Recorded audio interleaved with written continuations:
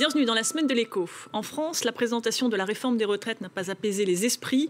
Le mouvement s'étend désormais aux syndicats réformistes, CFDT et UNSA. Ils seront dans la rue mardi prochain. Le Premier ministre appelle au dialogue. Comment sortir de l'impasse? On en parle tout de suite avec Anne Massé, enseignante à l'ESSEC, l'École supérieure des sciences économiques et commerciales. Xavier Timbaud, directeur de l'Observatoire des conjonctures économiques. Et Laurent Vronsky, directeur général d'Hervor et secrétaire général de Croissance Plus. Bonjour à tous et merci d'avoir accepté notre invitation. Édouard Philippe a donc présenté la réforme des retraites. Elle doit fusionner les 42 régimes existants en un système universel à points. Fini le calcul par trimestre. Dès 2022, les personnes nées à partir de 2004 accumuleront des points tout au long de leur carrière, même en période de chômage. Le système s'appliquera en 2025 pour les personnes nées à partir de 1975. Enfin, fini les régimes spéciaux à partir de 2037 pour les conducteurs nés après 1985 et les autres agents sous statut nés après 1980. Pas de quoi faire flancher les syndicats. Écoutez. Cette réforme, cette refondation n'est pas une bataille. Il n'y aura ni vainqueur ni vaincu. Nous continuons à dire que cette réforme est mauvaise pour l'ensemble des salariés de ce pays. CFDT avait fixé une ligne rouge. Cette ligne rouge, c'était la réforme paramétrique, le fait qu'il n'y ait pas de mesure d'âge pour obliger à travailler plus longtemps. Deuxièmement, dans cette réforme, les mesures sociales qui sont annoncées sont insuffisantes, notamment sur la question de la pénibilité. On a quand même encore beaucoup d'inquiétudes, beaucoup de flou, et une ligne rouge franchie autour de l'âge pivot. On n'exclut pas d'appeler à une mobilisation plus globale. Alors, calendrier progressif, fin des régimes spéciaux, Anne Massé, cette réforme est-elle plus juste, plus simple pour tous, comme l'affirme le gouvernement? Alors en tout cas, la réforme qui avait été promise par le président de la République en 2017 vise à éliminer les injustices les plus criantes. Est-il normal, par exemple, que les cotisations de jeunes qui exercent souvent des petits métiers, des travailleurs à temps partiel, souvent des femmes et qui ont des parcours heurtés, ne permettent pas toujours de valider des trimestres pour la retraite? Et donc cette réforme vise avant tout à prendre en compte dès le premier euro et que chaque euro cotisé permettent d'ouvrir les mêmes droits, donc pour les salariés, du privé, du public, les indépendants, les commerçants, les artisans. Alors là, vous nous parlez des gagnants, en quelque sorte, du nouveau régime. Les niveaux de pension seront proches des niveaux actuels pour les fonctionnaires ou les régimes spéciaux, affirme le gouvernement. Xavier Timbaud, ni gagnant ni perdant dans cette réforme? Alors, c'est difficile à dire parce que, bon, d'abord, tout dépend de savoir par rapport à quoi on compare. Donc, est-ce qu'on compare par rapport à un système qui, de toute façon, aurait dû être équilibré, ou est-ce qu'on inclut les mesures de rééquilibrage dans gagnant-perdant? Ça dépend. Ça descend. Oui, et ça dépend aussi beaucoup de comment on perçoit les évolutions futures du système. Le Premier ministre, il a déclaré que dans cette réforme, tout le monde était gagnant. Alors, qu'est-ce qu'il veut dire par là? Il veut dire, en fait, tout le monde est gagnant à un système qui, d'abord, est plus juste, plus transparent, plus clair. Et puis surtout un système qui, dans son esprit en tout cas, est plus soutenable et donc qui ne présente plus de risques majeurs. Mais quand on regarde les sondages, en particulier il y a un sondage qui a été fait juste après la déclaration du Premier ministre. Les Français sont partagés. Ils sont plus que partagés. Ils sont plutôt dans l'état d'esprit de considérer que tout le monde est perdant. Et par ailleurs, la communication du gouvernement a un tout petit peu alimenté ça. En mélangeant une réforme qui change le système de calcul, mais qui prend en même temps une mesure budgétaire, c'est ce que vous voulez dire? Alors, à la fois, en allongeant l'âge de départ à la retraite? D'abord, il y a quand même une grande complexité de ce qui est proposé. On peut dire que c'est plus simple comme système et que c'est plus transparent. Force est de constater quand même que, pour le moment, c'est difficile quand vous êtes un individu de savoir est-ce que vous êtes mieux dans le nouveau système ou dans l'ancien système. Parce qu'on ne connaît pas les détails, on ne connaît pas la valeur du point. On ne connaît pas les détails, on ne connaît pas la valeur du point, et puis on ne connaît pas non plus la réaction du système à ce qui va se passer dans le futur. On ne sait pas comment il sera équilibré dans le futur, comment il aurait été équilibré s'il n'y avait pas eu ce nouveau système. Tout ça sont des incertitudes qui sont assez complexes. Et puis après, il y a des complexités qui ont été rajoutées, comme par exemple le fait de le faire démarrer à partir de la génération 75. Ça passe un message qui est ambigu parce que en fait, est-ce que on commence à partir de 75 parce que le système est vraiment moins avantageux? C'est trop tard ou trop tôt pour vous? C'est même pas que c'est trop tard ou trop tôt, c'est que en fait ça crée un doute à savoir est-ce qu'on est mieux traité dans l'ancien ou dans le nouveau système? Est-ce qu'il y a une génération à partir de laquelle on serait mieux ou une autre? Et finalement, on a le sentiment que c'est une concession, mais on ne sait pas très bien dans quel sens. Et du coup, si vous êtes né en 1975, en 1974, et qu'on vous dit qu'est-ce que vous pouvez demander, est-ce qu'il faut que vous demandiez absolument que le système débute à partir de 76, ou est-ce qu'au contraire, il faudrait qu'il s'applique à vous et donc qu'il débute à partir de 74. C'est pas facile de répondre à cette question. Et en même temps, sur ce point, ça apparaît quand même assez légitime à partir du moment où on change les règles du jeu, qu'elles ne s'appliquent pas à ceux qui vont prendre la retraite dans les 17 années qui viennent. Ce qui paraîtrait, voilà, ce qui paraîtrait légitime, à rassurer un peu. Ce qui paraîtrait vraiment légitime, c'est qu'on fasse la démonstration que l'un comme l'autre, globalement, dans le cas moyen, finalement, ne change rien. Il y aura des simulateurs bientôt. Il y aura des simulateurs, mais ce qui est ambigu et qui est embêtant, c'est qu'il n'y a pas de simulateur pour le moment et que cette démonstration n'est pas faite. Et que même ce message n'est pas passé. Laurent Vronsky, pas de perdant, pas de gagnant? Alors, je ne sais pas, et je le dis très modestement, pour la raison bien simple que j'appartiens à la vaste majorité des gens qui ne savent pas et n'ont pas compris précisément à quoi ils auront droit jusqu'à, grosso modo, 6 mois du départ en retraite. Et ça, c'est le cas de beaucoup de gens. Trop de flou. Il y a beaucoup de simulateurs.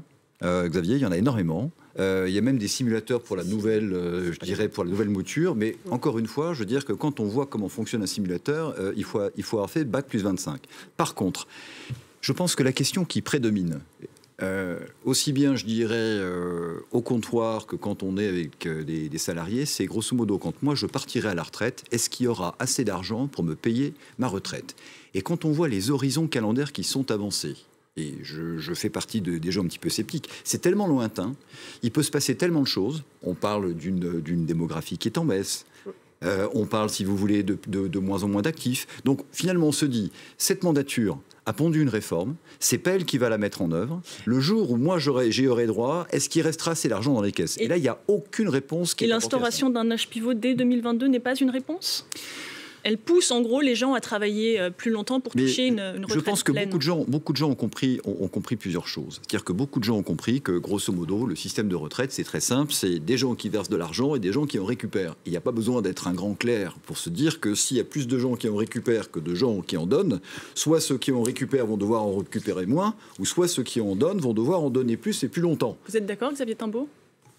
Oui, enfin, je pense que une des raisons pour lesquelles le Premier ministre a dit qu'il n'y avait pas de perdants, qu'il n'y avait que des gagnants, c'est parce que dans son esprit, le recul de l'âge de départ à la retraite, donc la mesure d'âge, permet justement de ne pas diminuer les pensions et de ne pas augmenter les cotisations. Et donc ça évite des perdants qui devraient cotiser plus ou des perdants qui devraient accepter des pensions. Ça permet l'équilibre financier du système. Et que ça permet l'équilibre financier du système et donc sa préservation, et ça répond à la question que pose Laurent Vronsky.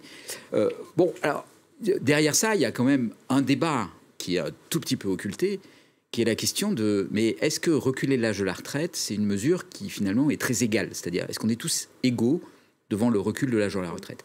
Est-ce que celui qui est cadre... Le gouvernement a promis de prendre en compte la pénibilité de certains métiers. C'est pas qu'un problème de pénibilité, c'est celui qui est cadre, qui, disons, maîtrise le contexte de son activité, qui est dans un secteur éventuellement, qui est un secteur qui est plutôt porteur.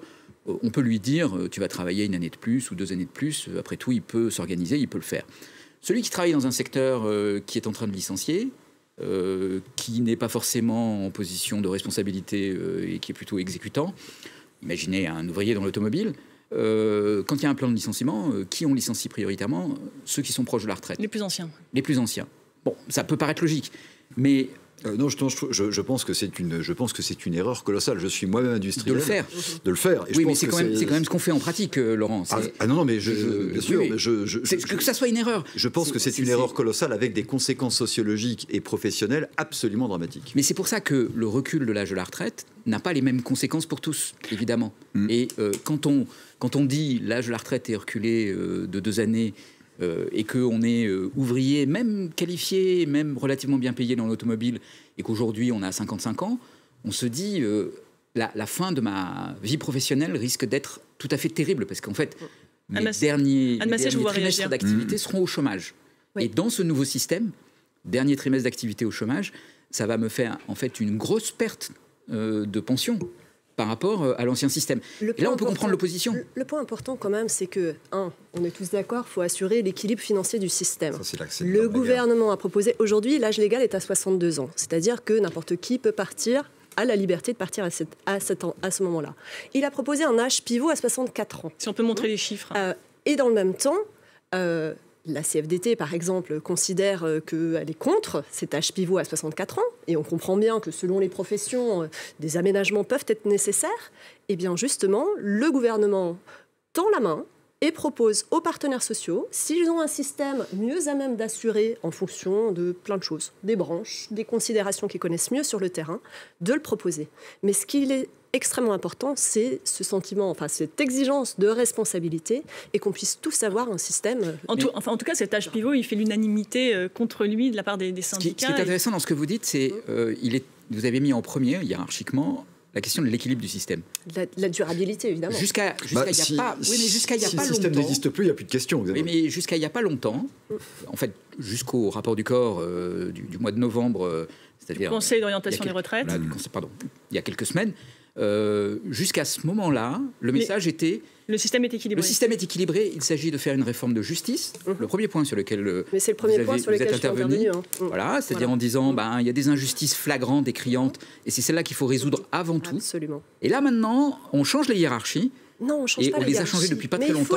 Il faut les deux. Alors il faut les deux. En 2017, en 2017, il faut reconnaître que le en même temps est nouveau. Retraite nous disait c'est équilibré. Alors, attendez, il faut les deux. En tout cas, les annonces du gouvernement n'ont pas été suffisantes pour faire redémarrer les trains et les métros parisiens.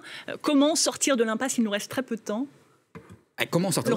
En tout cas, moi, la critique est facile, l'art est difficile. Mais je m'interroge quand même sur une chose. Je veux dire, ça fait maintenant quoi, 8-9 mois qu'il y a de la concertation, que tout le monde a été concerté. Comment se fait-il, je dirais, qu'on arrive à cette situation de blocage? Je ne peux pas croire que dans les 9 jours qui vont venir, on va découvrir des choses qu'on n'a pas pu découvrir dans les 9 mois précédents. Donc, comment est-ce qu'on va sortir de l'impasse? J'ai peur que malheureusement, on soit rentré dans du rapport de force et que le temps de la concertation et de la négociation soit un petit peu dépassé.